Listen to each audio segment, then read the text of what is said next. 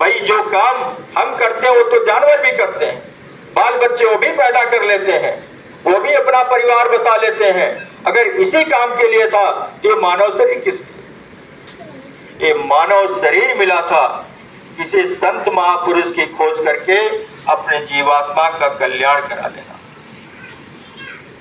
ये जन्म जन्मांतर से जीवात्मा भटक रही है, आज मौका मिल गया आपको, तो इस मौके को, इस अवसर को हाथ से जाने मत दीजिए। आप लोगों से हाथ जोड़ के विनती और प्रार्थना है, इस शरीर में तमाम 33 करोड़ देवी देवता और सारे इसी में बैठे हुए हैं। इसको जब आप शुद्ध करोगे, आपके बनाए हुए मंदिर में अगर मांस का कोई टुकड़ा पड़ जाता है तो आप मंदिर में पूजा करने नहीं जाते हो जब तक उसके शुद्धिकरण नहीं करा लेते। इसी तरह से आपके इस शरीर में ये मानव मंदिर है, और इस मंदिर में अगर आपने कूड़ा कचरा डाल दिया और मांस का अगर डाल दिया आपने, तो ये भी शमशान घाट हो गया। भाई मुर्दा तो शमशान घाट पर ही फूंका जाता है और मुर्दा शमशान घाट पर ही जाता है, और ये शरीर को अगर शमशान घाट बना दिया तो कैसे उस मालिक को पाओगे। ये पंचभौतिक शरीर आपको इसीलिए मिला था कि किसी संत महापुरुष की खोज करके जीवात्मा को कल्याण करा लो। इसी में गणेश जी, बुधा चक्र में गणेश जी बैठे हुए हैं, लिंग चक्र में ब्रह्मा जी बैठे हुए हैं, नाभि चक्र में विष्णु जी बैठे हुए हैं, और हृदय चक्र में शंकर जी, और सबकी माता आद्या महाशक्ति एक कंठ चक्र में विराजमान है। ये आद्या महाशक्ति के पुत्र हैं। ये लोग अपना अपना ड्यूटी कर रहे हैं, ब्रह्मा पैदा करने का काम कर रहे हैं, विष्णु महाराज पालन पोषण कर रहे हैं आप लोगों का। अब इसके बाद शंकर का काम तो केवल संहार करना है। वो जैसे ही ये जीवात्मा यहां से ऊपर आए वो तुरंत बंद कर देते। तो प्रेमी भाई बहनों, देवी देवता के हम अपमान नहीं करते हैं, न उनका निरादर करते हैं, हम उनको भी मानते हैं, लेकिन किसी भी देवी देवता की पूजा करके आपके जीवात्मा अपने घर को नहीं पहुंच सकती। क्योंकि प्रेमी भाई बहनों, वो भी अपने इस शरीर को अपने घर जाने के लिए तरसते हैं, और इसीलिए कहा बड़े भाग्य मानुष तत्व, सुर दुर्लभ देव दुर्लभ शरीर इसको कहा गया। अरे देवी देवताओं को यह शरीर उनको मौसर नहीं होता है, उनको नहीं मिला है, उनको तो केवल स्थान दे दिया गया। शंकर भगवान को शिवलोक में बिठा दिया गया, भाई वो बैठ करके वो अपना काम कर रहे हैं। विष्णु भगवान को विष्णु लोक में बिठा दिया गया, ब्रह्मा को ब्रह्मलोक में बिठा दिया गया। ये अपने अपने ड्यूटी कर रहे हैं। ये सब लोग ड्यूटी, इनका भी अंत होता है, इनका भी खत्म होता है, समय खत्म होता है।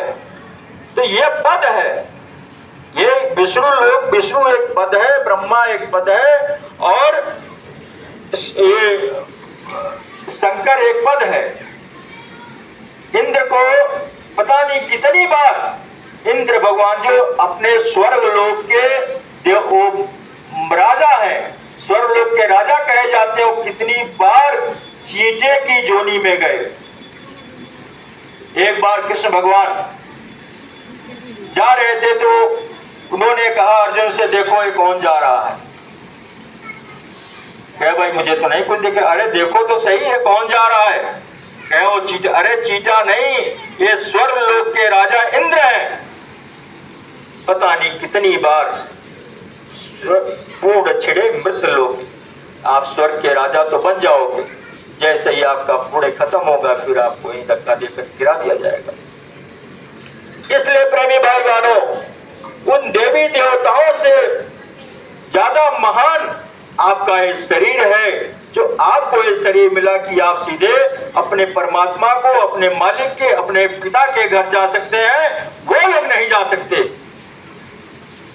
उन लोगों को अपने पिता का दर्शन नहीं है।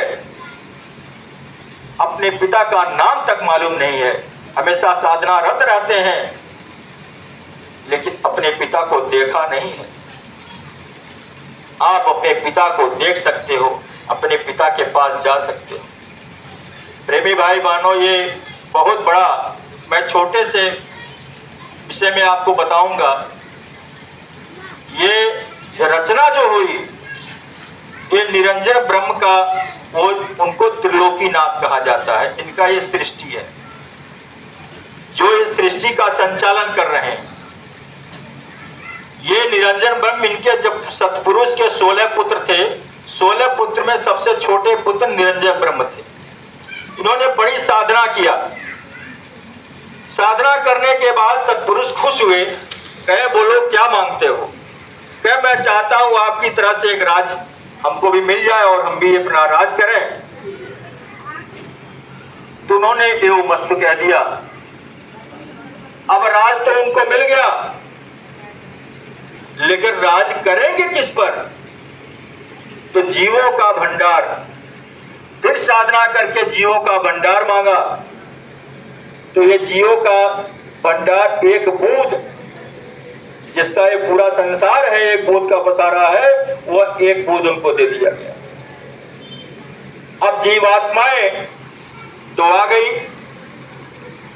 लेकिन उसमें कहा सतयुग योगी सब विज्ञानी कर हरि ध्यान तरह वो प्राणी, सारे उसमें सतयुग था। 1 लाख वर्ष की आयु होती थी और सब जब चाहते थे अपने घर को पहुंच जाते थे। कोई बंधन नहीं था, कोई कर्मों का बंधन नहीं था, किसी पर कोई बंधन लगाया नहीं गया था। उसके बाद तब जो है, जब ये देखा इन्होंने, सतयुग का आधा युग बीत चुका था। उसके बाद जब देखा भाई हम राज किस पर करेंगे, तो सब चले जा रहे हैं। अरे जब कोई रहेगा नहीं तो हम राज करेंगे किस पर? तब